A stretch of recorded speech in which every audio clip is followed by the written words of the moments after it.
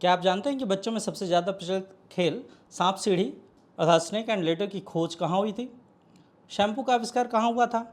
इन दोनों प्रश्नों का जवाब है भारत। जी हाँ, इस वीडियो में मैं महान भारतवर्ष से संबंधित ऐसे ही 5 तथ्यों के साथ प्रस्तुत हूँ जिन्हें हम में से कई लोग नहीं जानते हैं। अपने महान भारतवर्ष के ऐसे तथ्यों के बारे में जानने के लिए अंत तक इस वीडियो में बने रहें।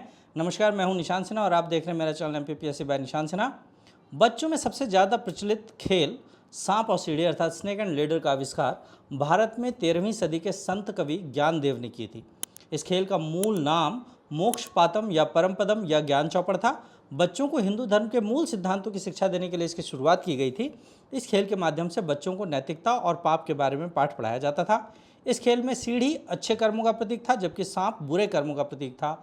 मूल खेल में सीढ़ियों की संख्या सांपों की संख्या से कम थी, जो यह दर्शाता है कि पाप के मार्ग की तुलना में अच्छाई और धार्मिकता का मार्ग प्राप्त करना कठिन है। आगे चलकर अंग्रेजों ने इसे स्नेक एंड लेडर नाम दे दिया था। शैम्पू शब्द हिंदी शब्द चंपो से लिया गया है, जिसका अर्थ है मालिश करना या गूंदना। शैम्पू जिसका प्रयोग बालों को साफ करने में किया जाता है का आविष्कार भारतीयों ने किया था। जी हाँ, आप विश्वास करें या न करें, किंतु पुराने समय में भारतीयों ने सोप बेरीज या रीठा नाम के फल के गूदे से शैम्पू का निर्माण किया था।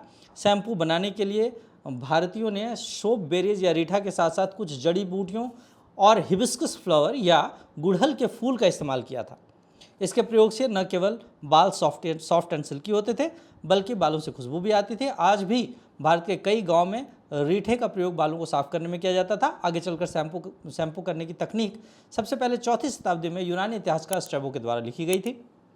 ताजमहल की गिनती दुनिया के 7 आश्चर्यों में से एक में होती है, लेकिन क्या आप जानते हैं कि द्वितीय विश्व युद्ध के दौरान दुश्मनों के बम वर्षक विमानों से ताजमहल को बचाने के लिए पूरे ताजमहल को बांस से कवर कर दिया गया था, ताकि ऊपर से देखने पर ताजमहल केवल बांस का जंगल लगे। वर्ष 1965 और 1971 में पाकिस्तान के खिलाफ युद्ध के दौरान भी ताजमहल को बचाने के लिए इसी तरह से पूरे ताजमहल को बांसों से कवर कर दिया गया था। क्योंकि उस समय GPS जैसी कोई टेक्निक तो थी नहीं, इसलिए ताजमहल को आसानी से बनाया जा सका, क्योंकि बम वर्षक विमानों से देखने पर बांस से कवर किया गया पूरा का पूरा ताजमहल जो है वो बांस का कोई जंगल प्रतीत होता था। आप में से कई लोग शायद भारतीय तिरंगे के इस तथ्य से परिचित होंगे कि भारतीय ध्वज तिरंगे का डिज़ाइन पिंगली वेंकैया ने तैयार किया था, लेकिन शायद आप यह नहीं जानते होंगे कि तिरंगे का डिज़ाइन मूल रूप से एक महिला सुरैया तैयब जी ने तैयार किया था। उन्होंने ही भारतीय तिरंगे में चरखे की जगह अशोक चक्र का प्रयोग किया, जिसे 22 जुलाई 1947 को स्वीकार कर लिया गया था। 15 अगस्त 1947 को नेहरू जी की कार पर जो भारतीय ध्वज तिरंगा लगा हुआ था उसे सुरैया तैयब जी ने ही तैयार कर नेहरू जी को सौंपा था। सुरैया तैयब जी प्रसिद्ध राष्ट्रवादी नेता बदरुद्दीन तैयब जी की पत्नी थी। हिंदू धर्म दुनिया का सबसे पुराना धर्म है, जो 5500 ईसा पूर्व से भी पहले का माना जाता है।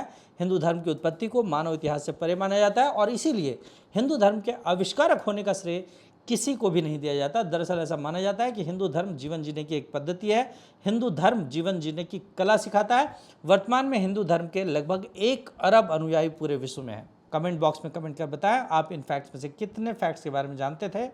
यदि आपको इन्फॉर्मेशन अच्छी लगी हो तो वीडियो को लाइक एंड शेयर करें तथा चैनल को सब्सक्राइब करें, बेल आइकॉन हिट करना ना भूलें, ताकि आपको हमारी आने वाली सभी वीडियोज़ की नोटिफिकेशन मिलती रहे।